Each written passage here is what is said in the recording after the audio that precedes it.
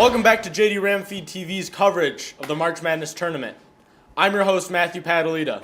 I'm here with my partners, Aiden and Malcolm.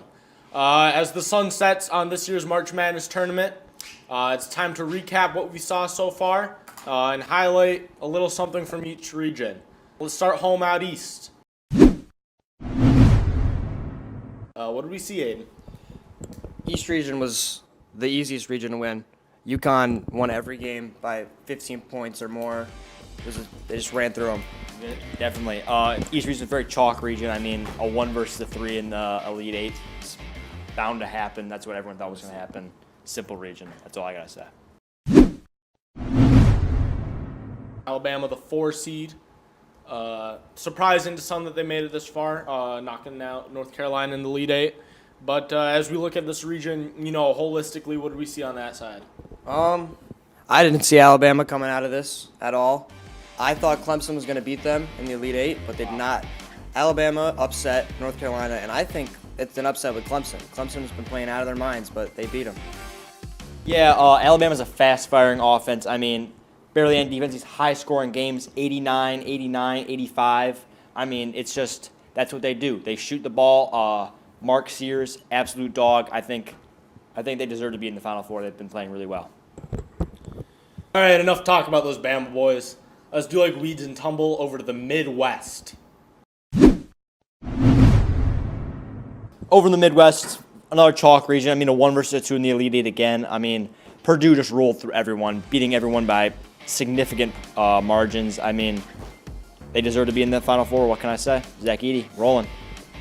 Zach Edey, boy oh boy, do I dislike this man. Ridiculous. He is so boring.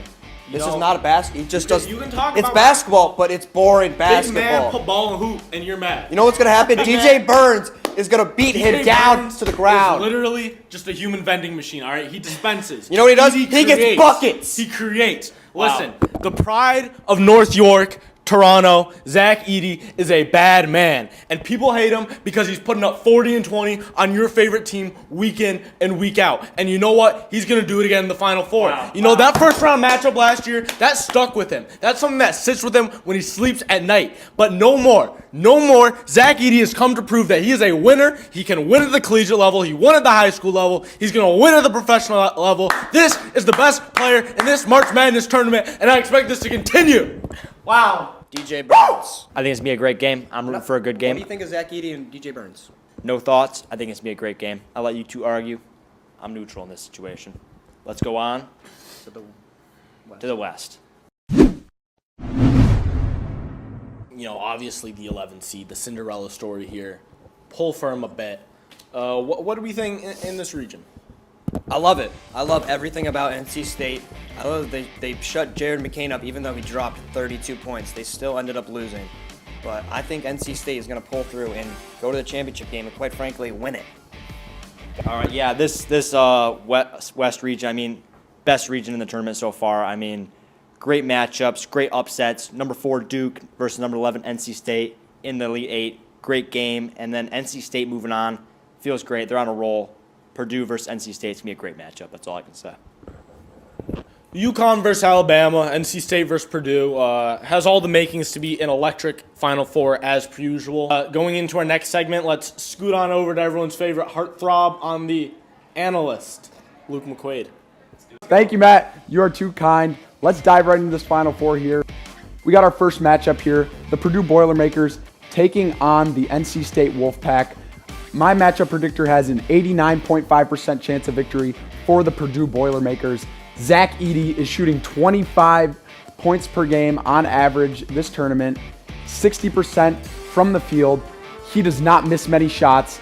He likes to back guys in down low, shoots a really high percentage from 2. On the other side of the ball for the Wolfpack, we have big 270-pound DJ Burns. He's been backing guys down all tournament long.